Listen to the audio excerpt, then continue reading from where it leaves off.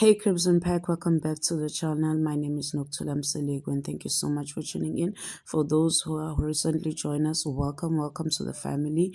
For those who don't know, for those who are clicking on anything related to my channel for the first time, please note that the videos on my channel are written with the assistance of AI, straight from my mind and with the help of AI, so that the English is on point, and also narrated with AI, as English is not my first language. I hope you enjoyed the video. Please subscribe. Emily gripped the steering wheel so hard her knuckles turned white.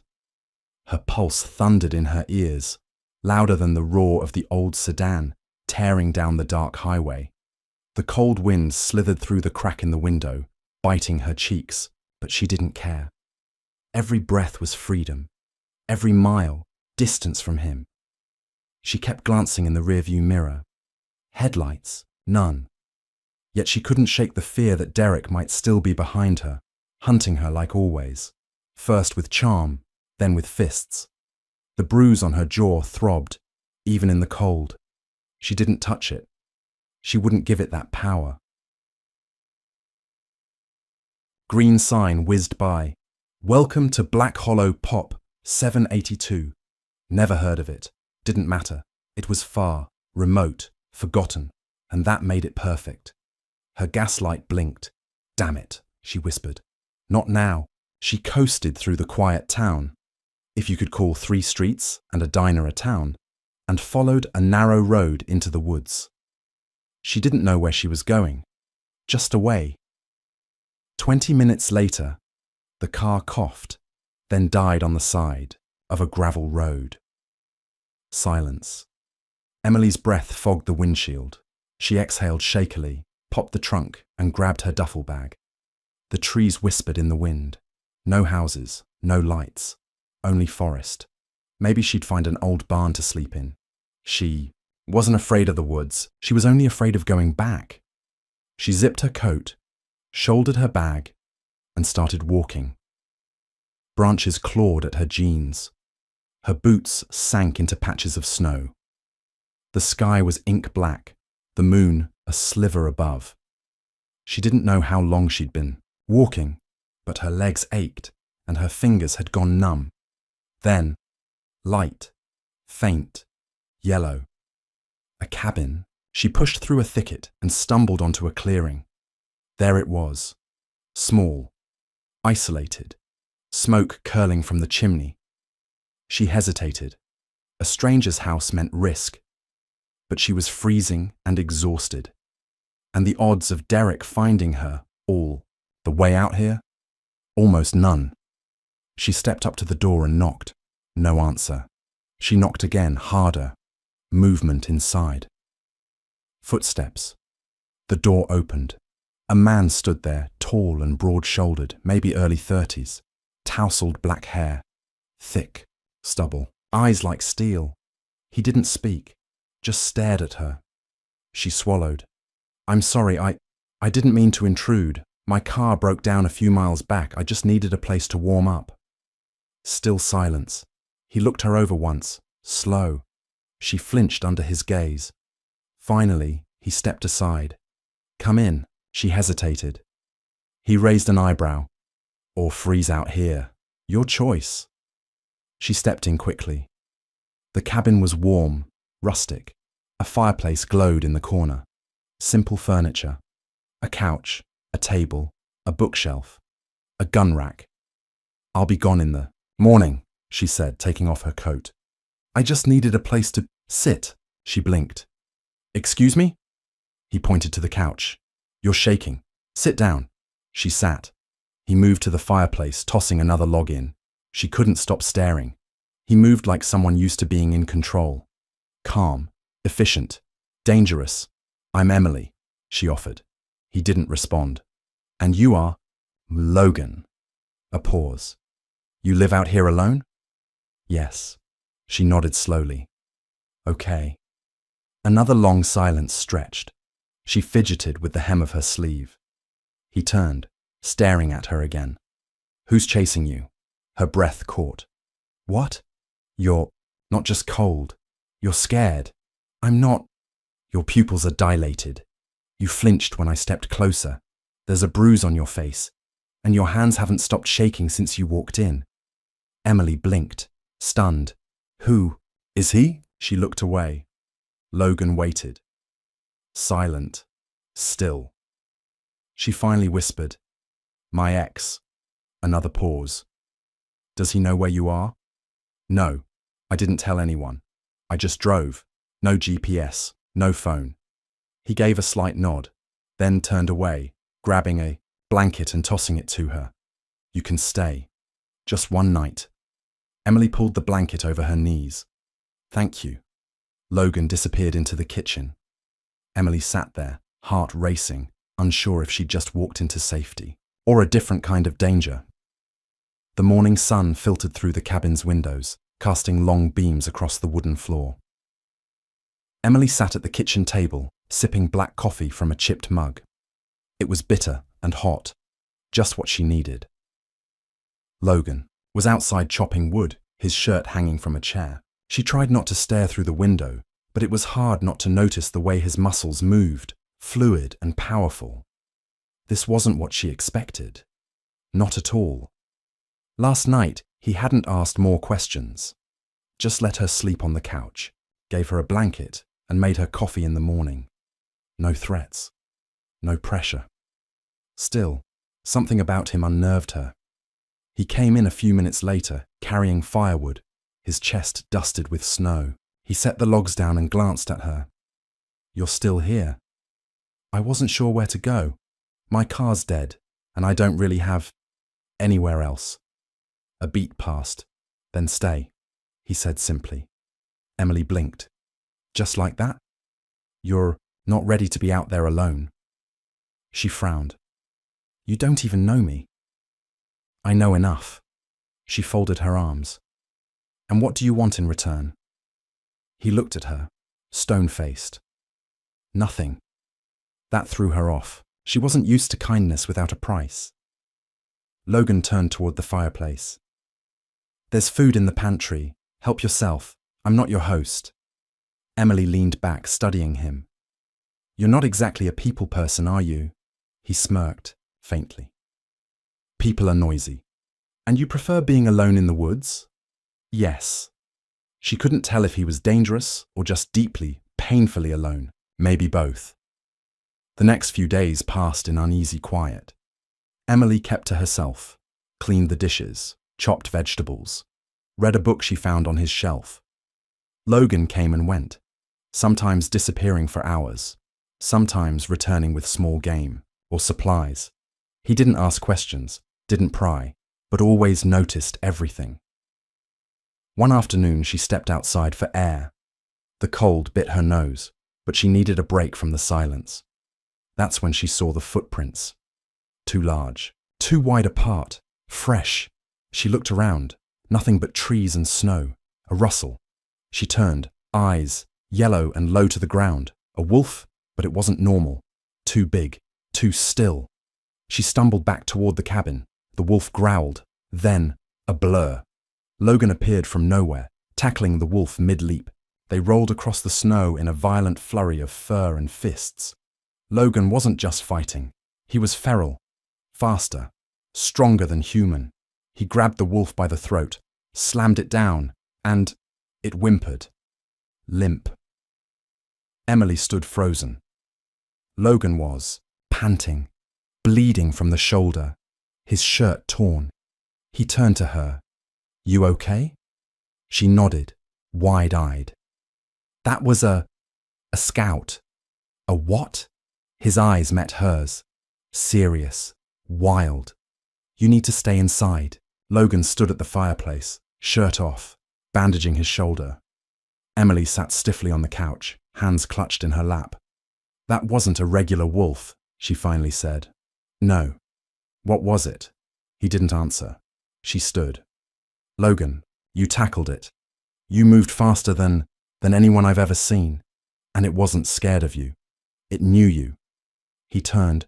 His expression wasn't angry. It was cautious.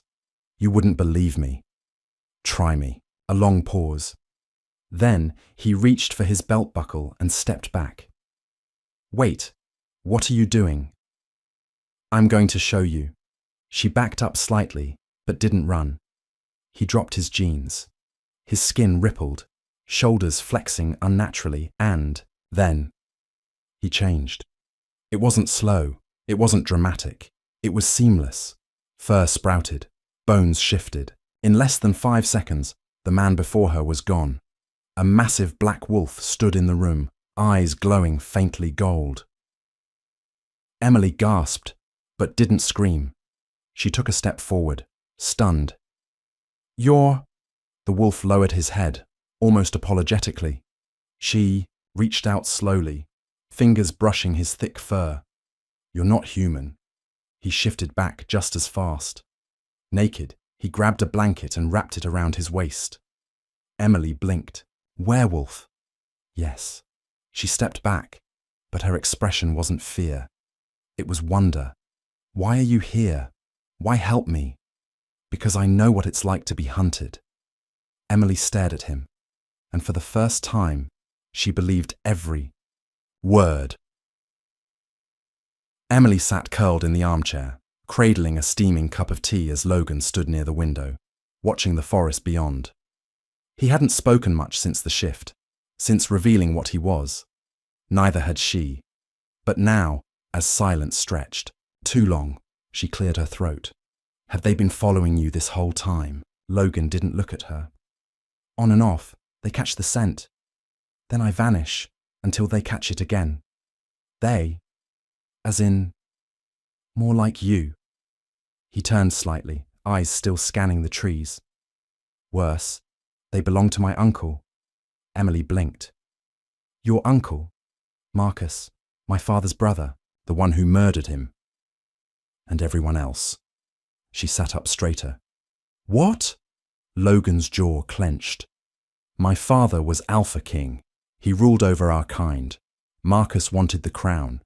He staged a coup, had half the council killed in one night. I only survived because I wasn't in the capital when it happened." He finally turned to face her. "I was 19. Since then, I've been on the run." Emily stared at him, shaken. "That's why you live out here. Alone." "I've had to keep moving. Wolves are loyal to blood. As long as I live. I'm a threat to his throne." Her voice dropped. "And now, I'm a liability." Logan looked at her for a long beat. "I wouldn't have let you in if I wasn't ready for that risk." Her heart pounded harder. "So, now what?" "We wait. We watch. If they come again, I take them out. You stay inside." Emily shook her head. "I'm not just going to sit around like bait." Logan moved toward her, crouching to meet her eyes. "You're not bait. You're under my protection. And if I don't want your protection..." His gaze didn't waver. "You'll get it anyway." Over the next week, Emily noticed changes. Not just in Logan, though he was quieter, more alert, like a predator on edge, but in herself. Her appetite was erratic. She was nauseous in the mornings, and she felt off. She didn't mention it, not at first. She blamed the stress, the cold, the upheaval of her life. Until one morning, Logan was pouring coffee, and he paused mid-motion. He turned, his expression unreadable. "You're pregnant." Emily nearly dropped. Her mug. "What?" His voice was calm, but firm. "I can smell it." She laughed nervously. "That's not funny." "I'm not joking," she froze. "That's impossible. I mean, we only..." "It was one time." Logan's eyes didn't leave, hers. "Werewolves have strong senses. I knew before you did." She sank onto the stool, stunned. "You're saying I'm carrying a werewolf's child?" He nodded once, her mind reeled. "I wasn't even thinking about... I didn't..." "You're safe here," he said quickly. "I'll take care of everything." "No," she said, firmly, standing. "You don't get to decide that." He straightened slowly, giving her space. "It's not a claim. It's a promise." "I don't even know if I want this," she whispered. "I do," Logan said softly. She looked up, surprised. "I've spent 5 years running from the past, but this..." He stepped closer. This is the first time I've had something to protect that wasn't just me. Emily's chest tightened. She didn't know what scared her more, what was coming, or how much she already trusted him. That night, Logan was outside reinforcing the perimeter when he caught the scent. He didn't hesitate. He shifted in seconds and shot into the woods, paws silent on snow. 3 wolves, smaller than him, moving fast, tracking. They'd found them. He didn't waste time. Took the first one by surprise, snapping its neck before it could shift back. The second fought harder, snarling, but Logan's rage was deeper, sharper. He tore it apart with brutal efficiency. The third bolted. Logan let it go. He needed Marcus to know what he was capable of. When he returned to the cabin, Emily was waiting, her eyes wide. They were here, weren't they? He nodded, still bare-chested and blood-smeared. "You have to leave," he said. Emily's voice cracked. "You said we were safe." "I was wrong. They'll come back, and next time, they won't be scouts." She swallowed.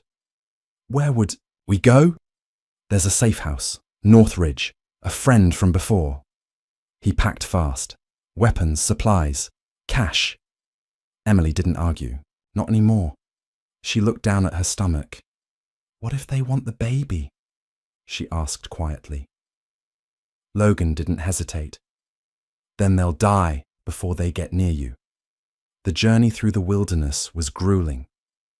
Logan led them through unmarked paths, using wolf trails and back roads.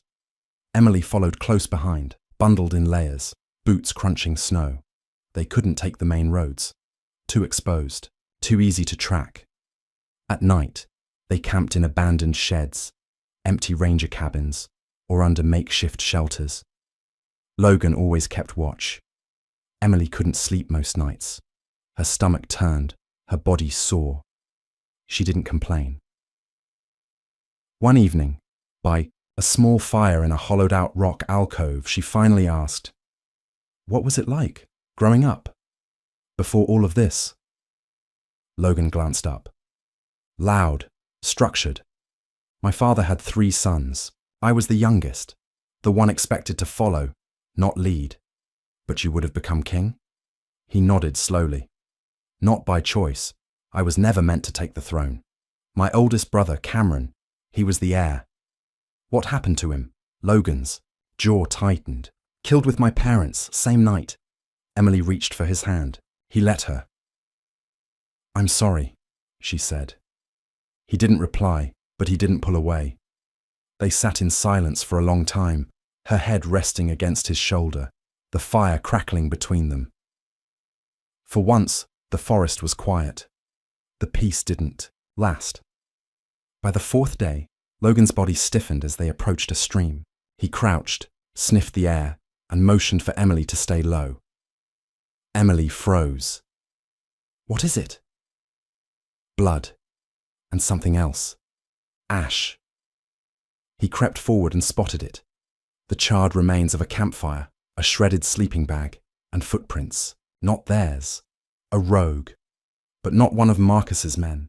This one was familiar. He turned to Emily. "Stay here." She grabbed his wrist. "Logan, I'll be back." She waited, heart pounding, crouched behind a fallen log. Then, shouts. A scuffle. 10 minutes later, Logan returned, dragging a man with a bruised face and broken arm. Emily stood. "Who is that?" the man groaned. "Nice to see you too, Prince." Logan tossed him to the ground. "His name's Aiden. He was my father's best soldier." Emily blinked. "So he's a friend." "Depends on the day," Logan muttered. Aiden spat blood. "I was looking for you." "Bullshit." Aiden looked at Emily. "You're the human." She narrowed her eyes. "You got a problem with that?" He chuckled. "Hell no. Just surprised you survived this long. Most humans faint the second they see a shift." "I didn't," she said coolly. Logan stood over him. "Why are you here?" "Because Marcus is coming, and he's not playing anymore. You've got a price on your head. And hers." Emily paled. "And the baby?" Logan asked. Aiden glanced at her stomach, then back at Logan. "That's what Marcus wants the most." The safe house turned out to be more than a cabin.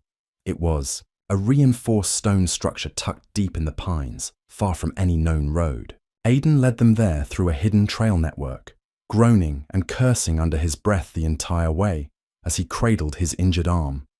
"Nice place," Emily said as they stepped inside, brushing snow off her coat.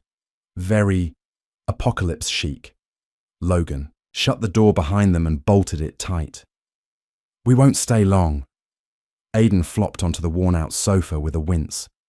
"We might have to. You two are being hunted, and I just left a group of corpses in my wake getting here." Emily turned sharply. "What do you mean?" "Marcus has patrols everywhere," Aidan said. "He's sniffing out every corner of the region, every rogue, every neutral pack. Word is, your scent was picked up somewhere west of here. It's only a matter of time." Logan didn't flinch. "Then we move again, tomorrow." Emily raised a hand. "Excuse me, can we slow down for just a second? I'm pregnant. I haven't eaten a real meal in 2 days. I'm tired, I'm cold, and I'm not going anywhere tonight." Aidan glanced at Logan with a smirk. "She's got more spine than you do." "She's right," Logan said, surprising them both. "We rest. One night." Emily blinked. "Seriously? You need it," he said, eyes softening for a moment. "So does the baby." Aidan watched the exchange with narrowed eyes, but didn't comment. Instead, he leaned back and closed his eyes. "Wake me if anyone tries to kill us." Emily stirred a pot of soup over the gas stove while Logan cleaned and rewrapped Aidan's arm. The cabin smelled of thyme and meat, comforting, familiar, almost normal, too normal. "You used to be one of his guards?" Emily asked, glancing at Aidan. He smirked. "The youngest commander in the Royal Army. Your man there used to be a spoiled little prince with too much pride and not enough scars." Logan shot him a glare. "Keep talking. See how fast I open that wound again. Hit a nerve? Just stating a fact." Aidan laughed, but there was a trace of bitterness behind it. "We all lost people that night.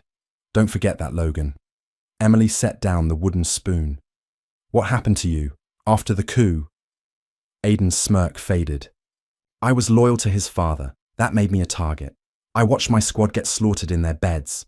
I ran, spent the next 5 years taking contracts, staying off grid. And now you're here," Logan said, voice low. "Why?" Aidan didn't answer immediately. Finally, he looked at Emily. "Because the rebellion's failing, and that kid in your belly, that's hope. That's legacy. If Marcus finds out she's carrying a royal bloodline, he'll never stop." Emily's stomach tightened. "So, what do we do?" Aidan leaned forward. "We build, we fight, and we make damn sure you live long enough to give birth to the future." That night, after Aidan passed out from the pain meds, Emily and Logan sat outside on the cabin's back porch. The moon was high and pale, the air sharp but calm. "You've changed," she said quietly. Logan raised a brow. "Since when?" "Since the night I met you. You were quiet, cold, almost feral. And now?" She looked at him. Still feral, but less cold. He huffed a short laugh. "You've changed too. I used to be scared of everything," she said, wrapping her arms around herself. "Scared of Derek, of leaving, of being alone. But now I'm sitting in the woods, talking to a werewolf prince, and I'm more scared of not fighting back." Logan turned toward her. "You're not alone anymore." She looked up, eyes meeting his. "I know." He stepped closer, hesitated, then brushed a lock of hair from her face. Her breath caught. "You should sleep," he murmured. "Not tired." He bent, his lips brushing hers. She responded instantly, leaning into the warmth of his touch, into the certainty of him. The kiss deepened, slow and grounding. When they pulled apart, she rested her forehead against his chest. "We don't know what tomorrow brings," she whispered. "No," Logan said, "but tonight, we survive." The morning brought rain, Emily stood at the window, watching drops bead down the glass. Logan had gone out early to scout. Aidan was snoring like a freight train. Her hand brushed over her stomach, and a strange warmth fluttered beneath her ribs. She wasn't showing yet, but something had shifted. A soft knock on the door made her spin. Logan stepped in, soaked and tense. "Pack up! We're moving!" What happened? "There's smoke 5 miles east, too much for a hunting fire. They're closing in." Aidan groaned as he sat up. "You sure?" Logan tossed a pack toward him. "They're fanning out. We leave in 15. Emily nodded, already pulling on her coat. "You okay?" Logan asked quietly as he approached her. "I'm fine." He stared at her for a beat, then leaned down and inhaled near her collarbone. Emily blinked. "Logan, you smell different." She tensed. "Different how?" "Stronger. Your scent's getting richer." Aidan coughed from across the room. "Yeah, about that. She's not going to be able to hide that much longer. Any wolf within 10 miles will know she's pregnant, especially one with royal blood." Emily crossed her arms. "Great. So now I'm a walking beacon." Logan met her eyes. "No, you're the reason I fight." They moved before sunrise, cutting across a narrow valley toward a dried riverbed. The rain had erased most of their trail, but Logan was tense the entire way. By late afternoon, they reached a small cave nestled between 2 hills. Logan checked the perimeter before nodding. "We'll stay here for the night. High ground, only. 1 entrance." Aidan flopped down onto a rock with a grunt. "I'm getting too old for this." "You're 30, Emily muttered, pulling her hood down. "Exactly." They lit a small fire and shared canned soup in silence. Emily didn't touch much of hers, Logan noticed. "What's wrong?" "I don't know," she said quietly. "I feel off, tired, dizzy." He immediately moved to her side, crouching in front of her. "Let me see." "I'm not bleeding. Nothing's wrong." Still, he checked her pulse, her pupils. Then, placed a hand on her lower belly and closed his eyes. "You're fine, just changes." "What kind of changes?" He met her eyes. "Your body's reacting to the pregnancy. And to me." She blinked. "You?" "Our bond. It's getting stronger. You're starting to sync with me. It happens sometimes, especially with hybrids." Aidan raised a brow. "You bonded with her already?" "It wasn't intentional," Logan muttered. Emily frowned. "Bonded." Logan ran a hand through his hair. "It's not mystical.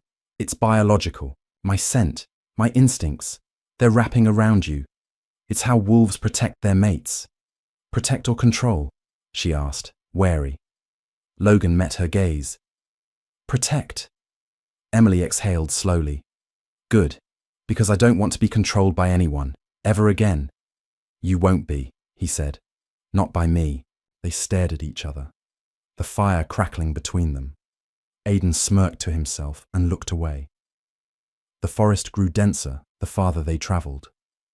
Logan moved like a phantom ahead of them, silent, alert. Aidan limped at the rear, his wound still slowing him down, but he didn't complain. Emily, however, was struggling. She hadn't said anything yet, but her breaths came faster. Her boots slid more than they gripped, and now, halfway up a steep slope, she had to stop. "I need a minute," she said, bracing her hands on her thighs. Logan turned instantly. "We're almost over the ridge, then we rest." Emily shook her head. "I'm not saying I won't move. Just give me a second." Aidan plopped onto a rock nearby. "We've got bigger problems anyway." "What now?" Logan asked. "Ran into a trap 3 miles back. Wire-thin trip lines strung across. The trail. That's military style, not feral rogue. Someone else is tracking you." Logan's expression darkened. "Mercenaries," Aidan nodded. "Marcus is outsourcing." Emily pushed upright. "Great. So now it's not just wolves, it's trained killers." Logan moved to her, brushing her damp hair back. "We'll get through this." "I'm trying, Logan," she murmured. I really am, but I can't keep up like this. I'm slowing us down. You're not a burden. I'm pregnant. I'm exhausted. And I'm human. I am a burden, whether you admit it or not. Logan's voice dropped. You're not a burden to me. Aiden stood. We've got to get moving. This conversation's sweet, but I don't feel like dying in it. They found shelter that night in an old ranger's station, long abandoned. The roof leaked and raccoons had clearly claimed parts of it, but it had 4 walls, a fireplace, and a door that locked. Emily curled up near the hearth, wrapped in blankets, while Aiden sharpened a knife with rhythmic strokes on a whetstone. Logan paced the perimeter, setting traps and watching the tree line. Hey, Aiden said softly, settling next to her. You ever shot a gun? Emily looked over, startled. No. You should learn. She blinked. You think it'll come to that? I know it will. He reached into his bag and pulled out a small handgun. Compact Glock, easy recoil. Point and squeeze. Emily hesitated. Logan entered just in time to see her fingers curl around the grip. She needs to learn, Aiden said without looking up. Logan gave a tight nod. Tomorrow, we'll go out back. Emily looked between them. I'm pregnant, not made of glass. Aiden grinned. That's what I keep saying. The morning was silent. Too silent. Logan led Emily outside for the lesson, but the minute his boots hit the dirt, his nose twitched. He froze. Aiden stepped out behind them, weapon already drawn. What is it? Emily whispered. Logan spoke low. Scent. Blood. Close. Aiden sniffed too. East side, maybe half a mile. Logan took off. Emily tried to follow, but Aiden held, her back. Stay here! Like hell I will. A gunshot cracked through the forest, then another, then silence. Logan returned a minute later, spattered in red, dragging a limp body behind him. Emily's stomach turned. Who? Hunter. Human. No pack scent. Mercenary tag on his wrist.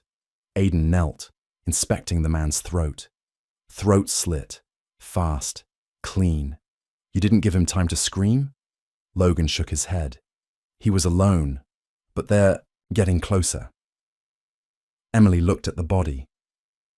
He had a patch on his jacket that read, Vortex Security. Vortex, she said. I know that name. Derek used to work with them. Logan's jaw clenched. Your ex? She nodded slowly. He used to brag about the contracts they pulled, said they had government clearance to go anywhere, do anything. Aiden cursed. Marcus hired them for one reason, because they don't care what they're hunting, as long as it pays. Emily stepped back from the corpse, her voice shaking. That means Derek could be helping them. Logan said nothing, but his eyes said it all. They buried the mercenary's body that night. No fire, no sound. Logan insisted they move before dawn. Inside the ranger station, Emily sat awake while the others slept. Her mind reeled. Derek. Vortex. A target on her back. A child she wasn't sure she was ready for. Logan stirred and sat up across the room. He looked at her through the shadows. Can't sleep. She shook her head. He crossed to her, crouching beside her bedroll. What is it? I'm starting to think you were wrong, she whispered. About what? Letting me stay. Letting me come with you. Maybe I should have kept running on my own. Logan's face darkened. You wouldn't have survived. But you might have. He leaned in, his voice quiet but hard. You think I'd trade my life for a moment's peace? You think I'd trade you? She didn't answer. He touched her face. We're already in this together. You, me, and the baby. Tears gathered at the corners of her eyes. What if I mess this up? What if I can't protect him? You won't have to, he said. I will. Emily looked down, her voice trembling. And if you die? Then I'll die knowing I gave you a fighting chance. The next morning, Emily stood at the edge of the woods, her hands wrapped around. The cold steel of the Glock. Logan stood behind her, arms crossed. Again, he said. She squared her stance and fired. The shot rang through the trees. hitting the painted target Logan had set up on a tree stump, just left of center. Better, he said. She nodded, adjusting her grip. Feels less like it's going to break my wrist now. You're adapting. She turned, raising the gun slightly. You sure I'm not just pretending to be brave? Logan met her eyes. Bravery isn't the absence of fear.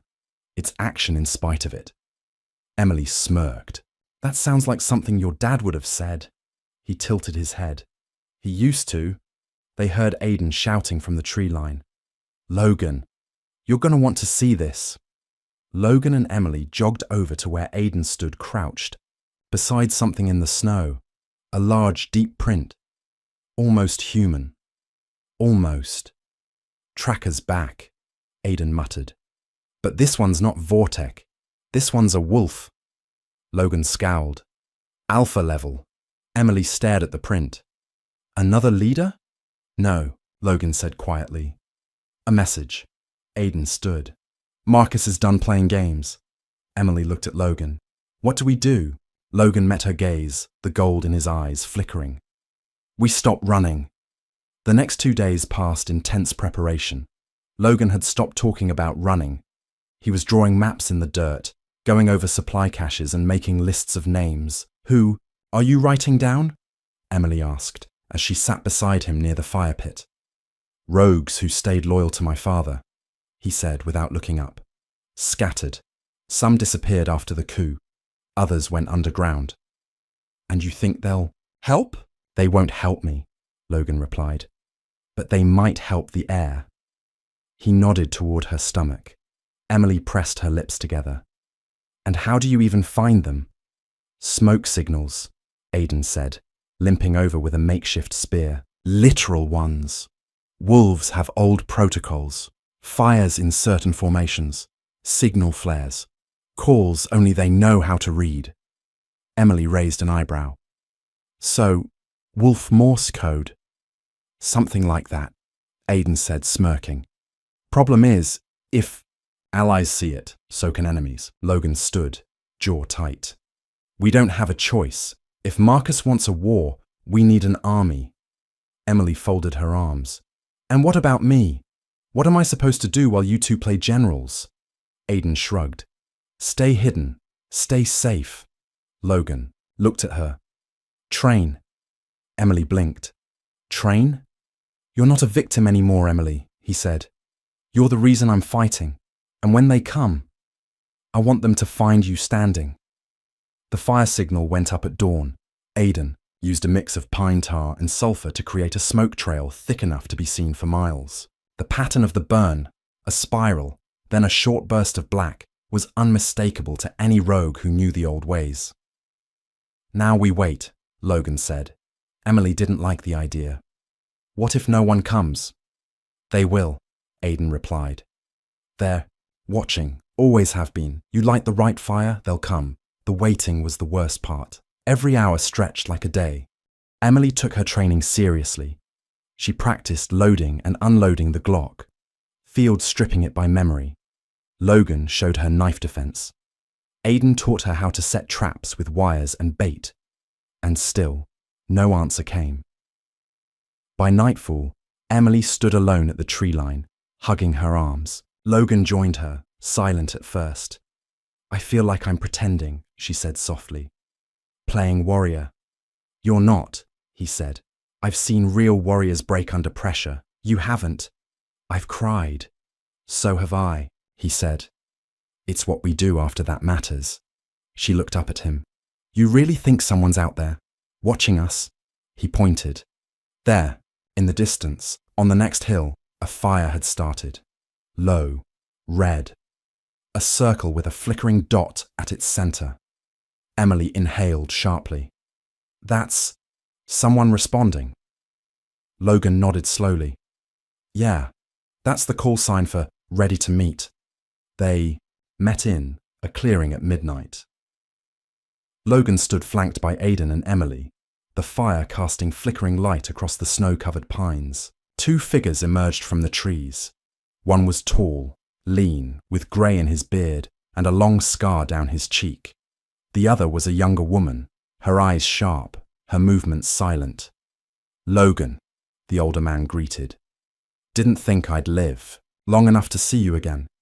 "Luther," Logan said, stepping forward and gripping his hand.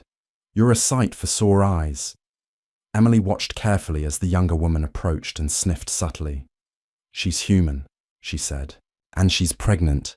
Emily stood tall. "And I'm standing right here." The woman nodded approvingly. "Strong for a human." "She's more than that," Logan said. "She's the mother of my child." Luther's brows rose. "Then, Marcus really will stop at nothing," Aidan chimed in, arms crossed. "He's already sent mercs, hired Vortek. They're closing in." Luther nodded grimly. "Then we bring back the lost." Over the next hour, more arrived. 3 rogues from the north, 2 exiles from a fallen pack. By dawn, they had 9 wolves, counting Logan and Aidan. Not an army, but a beginning. Emily sat, beside the fire, slowly cleaning a blade. She hadn't spoken since the ambush. It happened fast. While Logan and Aidan were scouting new ground with Luther, a Vortex scout found the camp. Young, barely 20, armed with a rifle, nerves on edge. Emily reacted on instinct. She'd aimed, fired, and dropped him with 1 shot. Now she sat with the gun in her lap, her hands trembling. The younger rogue woman, Mila, approached with a skin of water. "You did what had to be done." Emily looked up.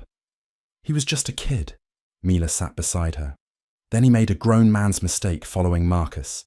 Emily wiped her hands. "I didn't freeze. I thought I would, but I didn't." "That's the part that scares you, isn't it?" Mila asked. Emily nodded. "You're stronger than you think," Mila said. "And you're not alone. That matters." Emily looked across the camp to where Logan was talking to Luther and Aidan. "I didn't even hesitate." She whispered. "Don't apologize for surviving," Mila said. "We're not wolves because of what we are. We're wolves because we don't let fear stop us." Emily nodded slowly. "Then I guess I'm starting to feel like one of you." That night, Logan stood before the assembled rogues. Emily sat close, her eyes locked on him. This was no longer the man who hid in the woods. This was a prince reclaiming his war. "We're not enough to take on Marcus in the open," Logan said, voice calm but commanding. "But we don't need to. We draw him to us." Luther nodded. "A trap?" Logan pointed to the map drawn in the dirt. "There's a ridge near the Blackwater Gorge. 1 pass, tight forest, no retreat." Aidan grinned. "Bottle them in and hit them hard." Emily raised her hand. "How do we make sure he comes?" Logan's gaze didn't waver. "We let him hear what he fears most, that I've claimed my right to the throne, that the heir lives." "Won't that put a bigger target on your back?" Mila asked. "Yes," Logan said. "But if Marcus is watching, then he's already aiming." Emily stood. "Then we don't hide anymore." Logan looked at her, his partner now, not just someone to protect. "No," he said. "We fight." The snow had started to melt, but the cold hadn't gone. Emily stood beside Logan as he tied the last of the black cloth banners to the trees lining the ridge. "Are you sure this is how to do it?" she asked. Logan stepped back to check the line of sight. "Marcus won't ignore a challenge. These markers, they're royal. Only someone of blood can use them. This is me calling him out." Aidan walked over, adjusting his shoulder holster. "You think he'll come personally? He won't risk letting someone else do the job, not with what Emily's carrying." Emily wrapped her coat tighter. "So we make ourselves visible. Lure him into the trap." Logan gave a curt nod. "And then we shut the door." Luther approached, his boots crunching ice. "We've posted scouts across the western ridge. Mila's running the southern perimeter. We'll have eyes on the pass by morning." "Good," Logan said. "Then we wait." Emily looked out over the cliffs below. "And if he doesn't come?" Logan's expression hardened. "Then we go to him." The next 2 days crawled by. Emily stayed busy, loading rounds, cleaning weapons, mapping exit routes with Mila. Every rogue was preparing, some sharpening blades, others praying to gods long forgotten. At night, Logan barely slept. He would lie beside her, body tense, eyes open, listening. On the third morning, a scout returned. "They've entered the valley," he reported breathlessly. 20 strong, wolves and armed humans, Vortec insignias. Aidan whistled low. "That's a lot of firepower." Emily stood, heart racing. "Are we ready?" Luther nodded grimly. "We don't have a choice." The group gathered near the overlook. Logan laid out the plan once more. "They'll try to flank from both sides. Mila and I will hold the east, Aidan and Luther west. Emily stays behind the main line." "No," she said firmly. Logan looked at her. "Emily, I've trained for this. You said I'd stand when the time came. It's here." Aidan chuckled. "She's got more bite than most wolves." Logan hesitated, then nodded once. "Fine, you stay with Mila. Midfield, defensive position only." Emily nodded. "I'll protect the child," she said. Logan kissed her forehead. "You're not just protecting the child, you're protecting the future." Just before dusk, Luther found Logan alone at the edge of the cliffside. "I've been thinking," Luther said, his tone cautious, "about how Marcus found you so quickly, about the trap you killed 3 days ago." Logan tensed. "Go on." "The boy wasn't marked with Vortec tags. He had a rogue collar, same as ours." "What are you saying?" "I'm saying there's a leak in the camp." They both turned at the sound of approaching footsteps. Aidan. Luther looked him over. "You were gone for 2 hours this morning. Where'd you go?" Aidan raised a brow. "Scouting, like we agreed." "You didn't check in." Aidan's hand hovered near his belt. "You accusing me of something?" Logan stepped between them. "Enough. We don't turn on each other the night before a fight." Luther stared at Aidan a moment longer, then walked off. Logan watched him go, then turned to Aidan. "Anything you want to tell me?" Aidan's smirk dropped. "No, just that we'd better win this, because if we don't, nothing else matters." Logan nodded, but a crack had opened, a doubt, and doubt in war was deadly. They came with the fog. The first warning was the howling, long, low, surrounding them from 3 sides. Then the crack of gunfire. Emily ducked behind the ridge, her pulse pounding as bullets tore through, branches above her. Mila shouted orders beside her, returning fire with deadly precision. "Push them into the funnel," Mila yelled. "Force them toward the center." Emily followed, weaving through the rocks, covering Mila's flank. Her gun was steady now, no hesitation, no trembling. Then she saw him, a Vortex soldier, crouched behind a tree, rifle aimed straight at Logan from the side. Emily didn't think. She ran up behind him, slammed the butt of her weapon into his spine, then fired 2 shots into his back. As he turned, he crumpled without a sound. Blood pooled in the snow. Emily stared, breathing hard. It wasn't like the scout. This man had been fighting, bleeding. Real. Mila caught her shoulder. "Move! We've got more coming!" Emily swallowed down the sick rising in her throat and ran. In the heart of the pass, Logan faced Marcus. The older wolf looked different now. His once black hair streaked with silver. His face more wolf than man, twisted by ambition and cruelty. "You look just like your father," Marcus sneered, stepping forward through the mist. "Right before I slit his throat," Logan growled low. "And you're just like I remember, a coward hiding behind others' blood." Marcus laughed. "You brought children and cast-offs to face me. Pitiful. Your little rebellion ends here." "I didn't bring an army," Logan said coldly. "I brought justice." And then he shifted. Bones cracked, muscles tore and reformed, and in moments, Logan's massive grey wolf form stood, growling thunder in the clearing. Marcus shifted, slower, more controlled. Black fur, blood-red eyes. The 2 alphas lunged at each other. Around them, chaos reigned. Wolves clashing, bullets flying, roars echoing in the cold air. Emily reached the pass just in time to see Logan's jaws lock on Marcus's throat. But Marcus threw him off with a savage twist, landing hard and ripping into Logan's flank. "No!" Emily screamed. Aiden was suddenly beside her, pulling her back. Don't! He has to finish this. Blood soaked the snow. Logan rose, wounded, but burning with fury. His eyes met Marcus's, and then, with a final charge, he struck. This time, Marcus didn't get back up. The battlefield was eerily quiet. Bodies lay still, scattered like broken dolls across the blood-soaked snow.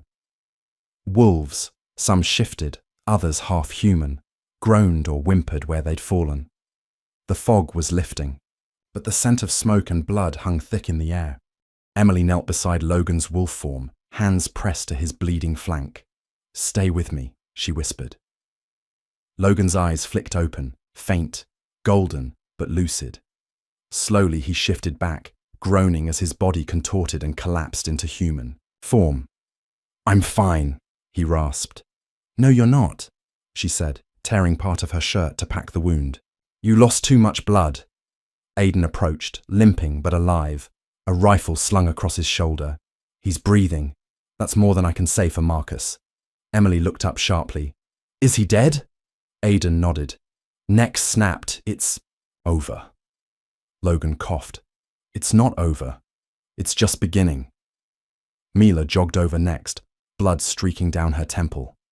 The rest scattered. Most of the mercs retreated when they saw Marcus fall. Luther limped into view, dragging one, last rogue by the scruff. "This one surrendered. Wants to talk." Logan winced as he tried to sit up. "Let him." The man dropped to his knees in front of him. "I wasn't loyal to Marcus. I followed orders because I had no choice.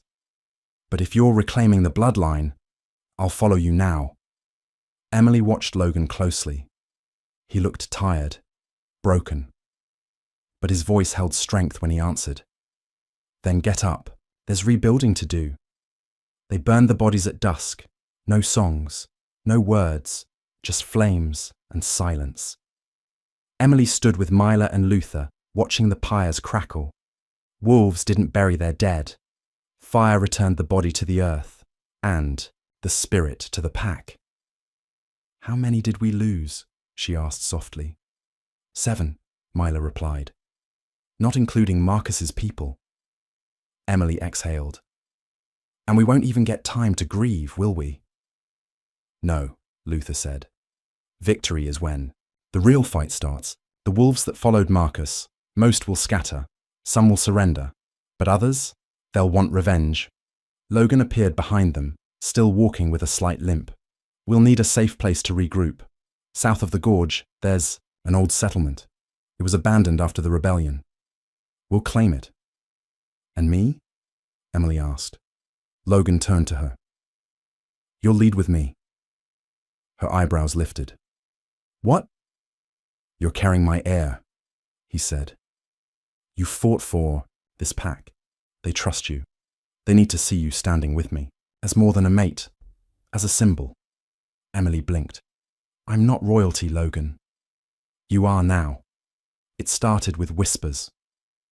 2 rogues were overheard near the stream, doubting Logan's bloodline, calling Emily a human weak link. Mila caught them and ran them off, but the damage was done.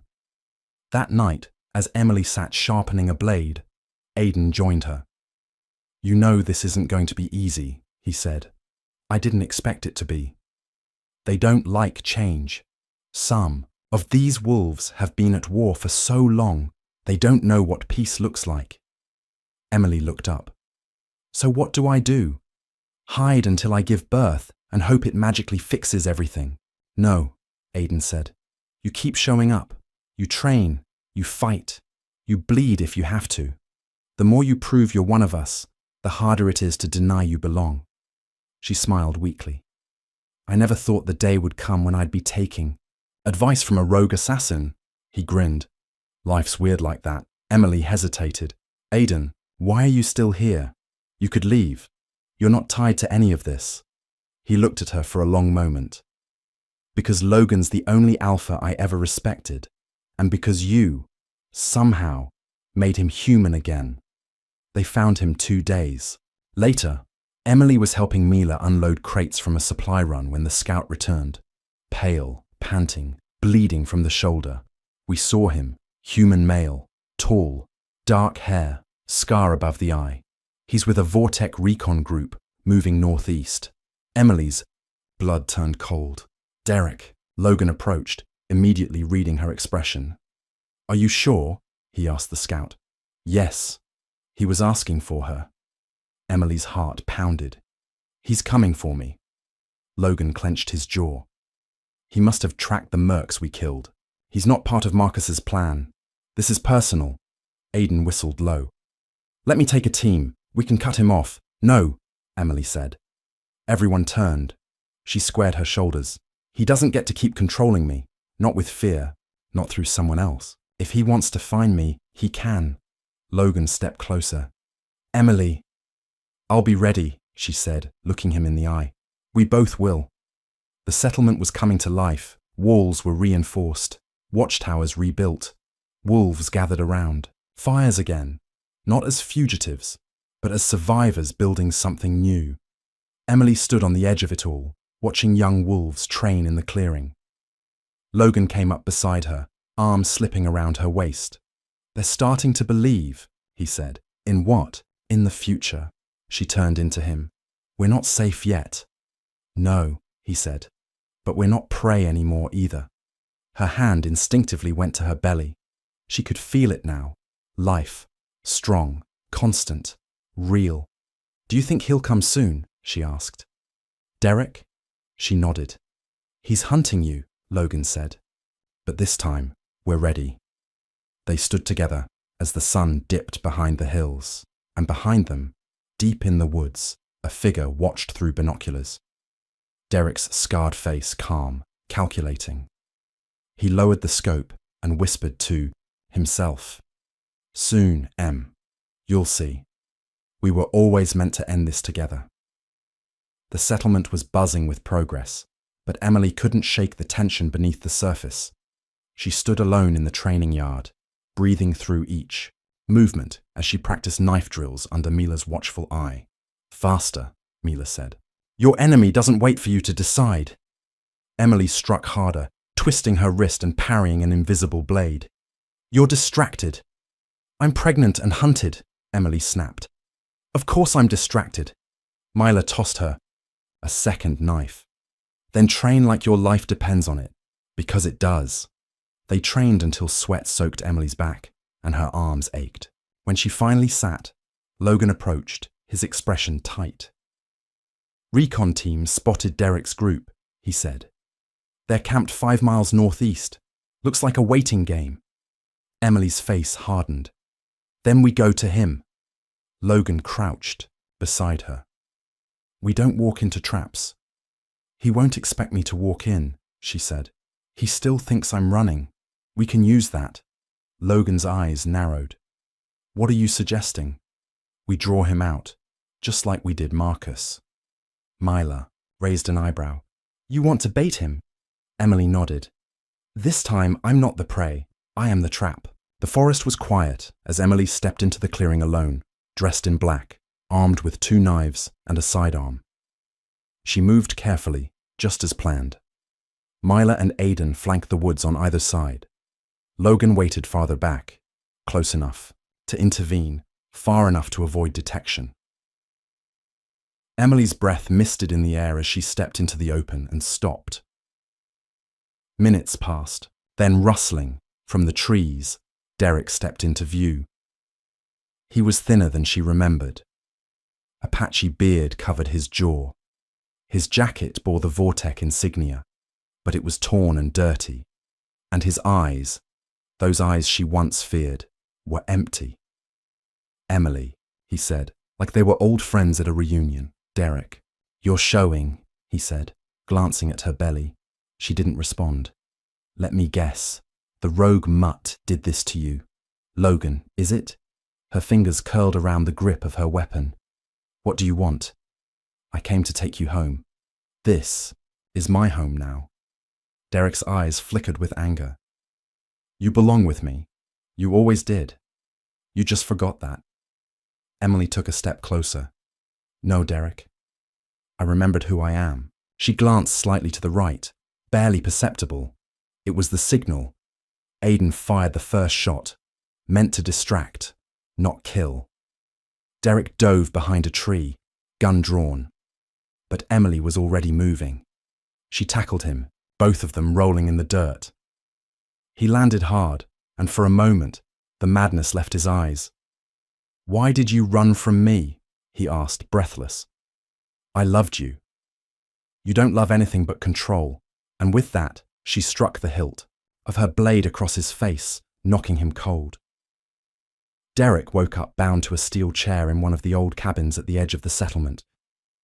Emily stood nearby, arms crossed. Mila guarded the door. Logan paced behind them, jaw clenched.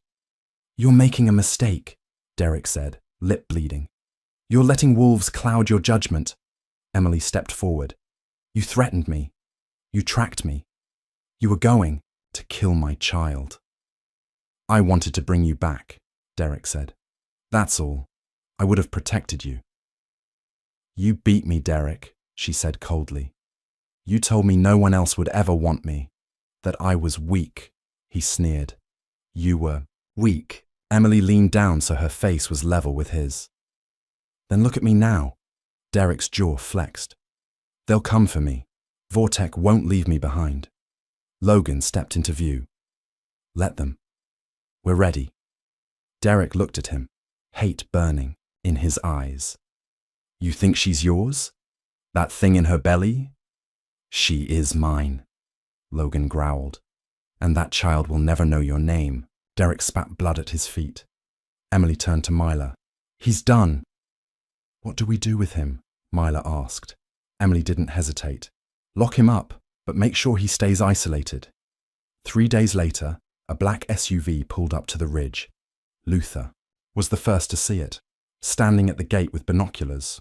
He immediately signaled for Logan and Emily. 4 men stepped out. Suits, tinted glasses, clean, corporate. One wore a Vortek pin. Emily's heart skipped. "They're here for Derek, the High." Lead man raised a hand. "We come under truce. We want our agent back." Logan stood tall. "He's not an agent anymore. He's a threat." The man adjusted his glasses. "He was ours before he was anything to you." "Not anymore," Emily said, stepping forward. The man looked her over. "You're the one he followed. The obsession. That's what it always was." Emily's voice didn't waver. "You're not getting him." The man's expression shifted slightly.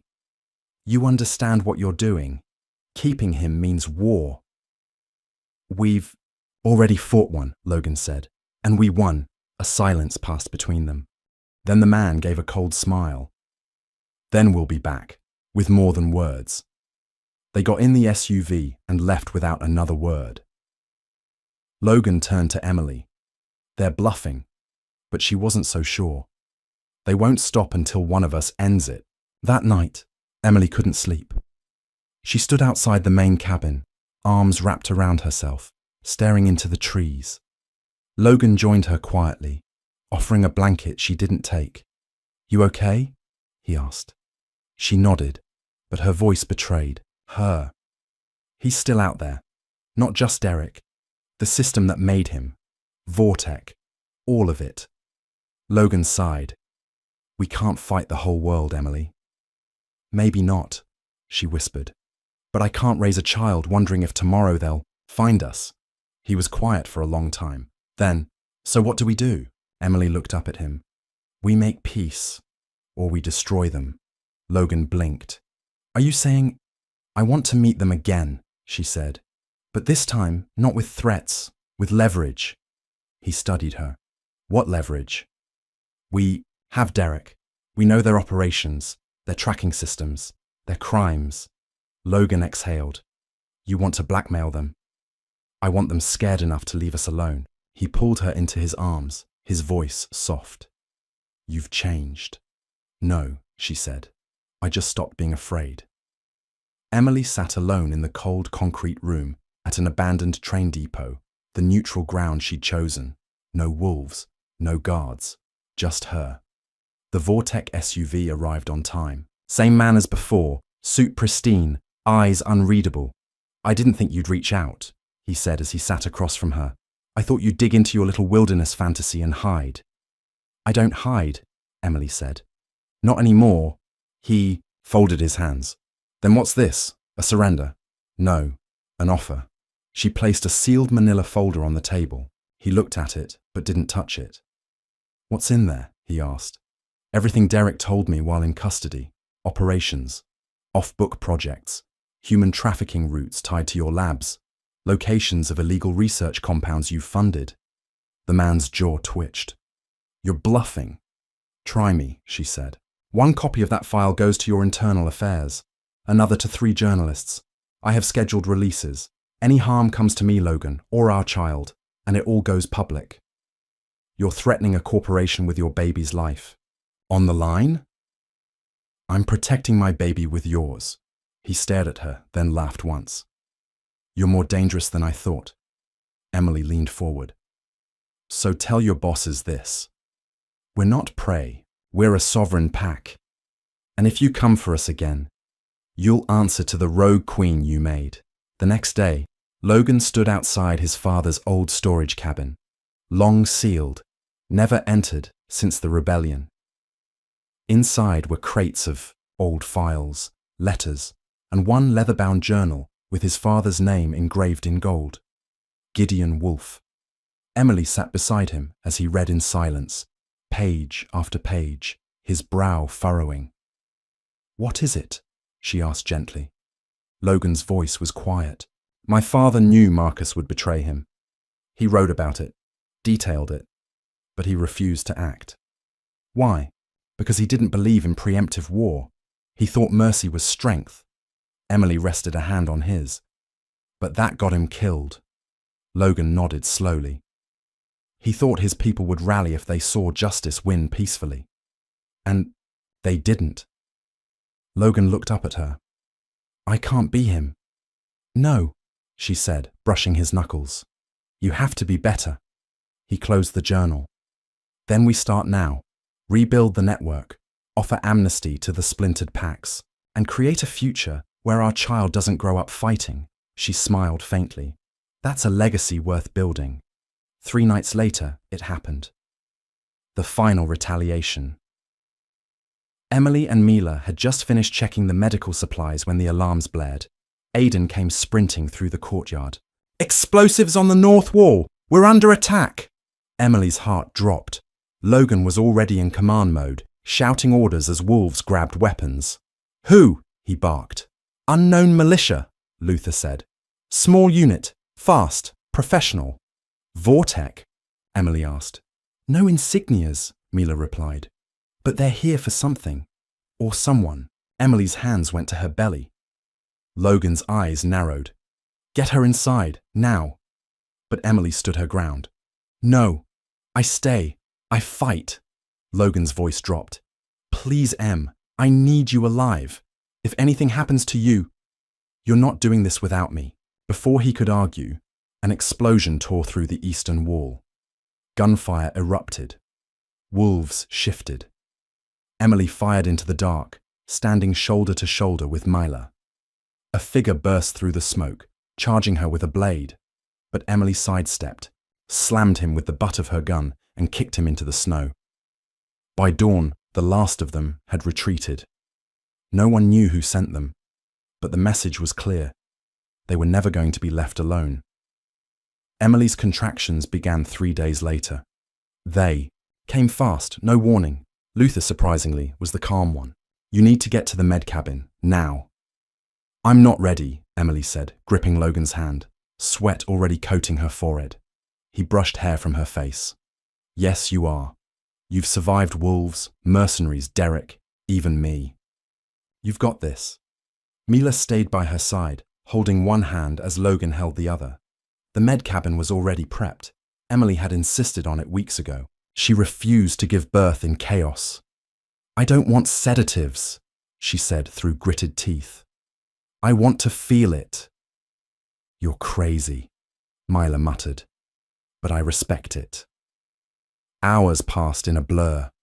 Sweat, screams, breathing, and finally, a cry. The air broke with the sharp, pure wail of a newborn child. Emily sobbed as they placed the tiny girl in her arms. Her skin was soft and pink, her fingers already curled tightly. "She's perfect," Emily whispered. Logan kissed her forehead. "You did it. We did it," she said. "All of us." The baby blinked up at them.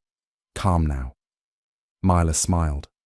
"Welcome to the world, little queen." 1 week later, the entire pack gathered on the ridge. Snow had returned lightly, dusting the trees like ash. Fires were lit in a circle. Logan stood before them, dressed in a leather jacket bearing the royal crest of his father. Emily held their daughter, named Arya, bundled in soft blankets. Luther stepped forward, speaking to the crowd. "For years we've lived in exile, hunted, broken. But tonight, the line of the true alpha stands before you, not just reborn, but stronger." Logan raised a hand, and the pack fell silent. "I am not my father," he said. "I've killed to protect you. I've bled to build this. I've failed, and I've risen. But I will not lead alone." He turned to Emily. This woman stood when others ran. She fought for this pack when she didn't even know what a pack was. She's not a wolf by blood, but by heart. She's more wolf than most I've known. Emily stepped forward beside him. "I didn't grow up believing in monsters. Now I know monsters are real, but so are protectors, fighters, found families." She looked around. "And my child will grow up with all of you, safe, strong, free." Logan howled, and the pack joined him, dozens of voices rising into the night. A new era had begun, one forged not just by birthright, but by choice. The peaceful dawn was shattered by a frantic knock at the cabin door. Emily was feeding Arya when Luther burst in, face pale. "Vortex forces have mobilized. They're launching a full assault. Air support, drones, everything." Logan's eyes hardened. "They want to end this now." Emily set Arya down gently, standing beside Logan. "We need to move the baby." "No," Logan said. "She stays with me. We fight together." Emily shook her head. "You're risking too much." He cupped her cheek. "She's my blood. I'll protect her like I protected you." Mila and Aiden entered, fully armed. "This is it," Mila said. "The final battle for the pack." Emily looked at Arya. Tiny, sleeping, innocent. "This is for her." Gunfire ripped through the early morning as Vortex mercenaries stormed the ridge. Wolves shifted mid-air, growling, slashing with claws and teeth. Emily fought alongside Mila and Aiden, firing with deadly accuracy. "Keep the perimeter tight," Logan shouted, fighting like a beast possessed. Emily ducked a bullet, rolling behind a fallen log. Beside her, Mila caught a knife aimed at Emily's side with a deflected shot. "Focus!" Mila barked. Suddenly, a drone hovered above, scanning. Aiden raised his rifle and shot it down. "Drones won't last long," he yelled. "But they'll keep sending reinforcements," Logan roared, launching himself at the enemy's lead tank. The explosion threw him back, but he rose, bloodied and furious. Emily ran to his side, pulling him up. "We have to push forward now." They rallied the wolves and charged. The battle was brutal and relentless, but the pack's spirit held. Mid-battle, a chilling scream split the chaos. Emily spun, heart pounding. Luther lay on the ground, clutching his leg, blood pooling beneath. "Him, traitor," he gasped, eyes flicking toward Aiden. Emily's breath caught. "Aiden!" Aiden's face was grim. "I'm sorry." Before she could react, Aiden fired a shot into Mila's shoulder. Mila screamed, staggering back. "Why?" Emily demanded, anger and disbelief crashing through her. Aiden's eyes were cold. "I was never loyal. Vortex promised my freedom." Logan growled, shifting instantly into wolf form. With a powerful leap, he pinned Aiden down, jaws inches from his throat. "Traitors die here." Emily's voice was steel. "No. We'll decide his fate." The battle finally ended as the sun set, painting the sky blood red. Mercenaries lay dead or retreating. The pack was battered but victorious. Mila was treated, her wound serious but not fatal. Emily cradled Arya, exhausted but alive. Logan stood, beside her, proud and protective. "We won," he said quietly. Emily nodded. But at a cost. Luther was recovering, though his injury would keep him from battle for some time. Aidan was imprisoned, guarded by wolves. Logan looked to Emily. "The pack will heal and grow stronger." Emily smiled softly. "We survived, because of each other." Months later, the snow had melted into spring. The settlement was thriving, rebuilt stronger than before. Emily stood beside Logan at the edge of the cliff, Arya sleeping peacefully, in her arms. The pack gathered behind them, loyal, fierce, united. Logan placed a hand on Emily's shoulder. Ready for what comes next, she looked out over the valley, wind lifting her hair. For the first time, yes. Their daughter stirred, eyes blinking open. Emily smiled. "This is just the beginning, little queen." Logan kissed Emily's forehead. "Together, we lead." Ciao. Wolves howled in unison below, a sound of hope, power, and new beginnings.